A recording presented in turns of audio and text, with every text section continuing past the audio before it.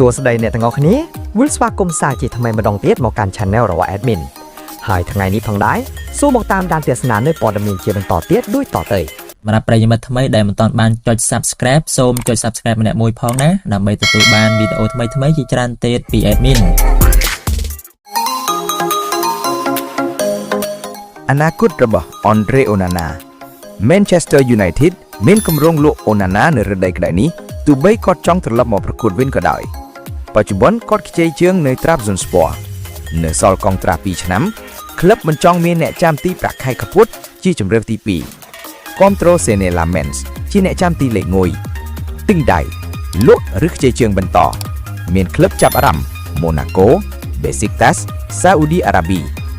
អ្នកចាំទី2 Altay Baynder ក៏អាចចាក់ជើងដែរខណៈ Tom Heaton អាចនៅបន្តជាជម្រើសទី3យុវជននិងអនាគតក្រុម Man United កំពុងមានកីឡាករវ័យក្មេងជាច្រើន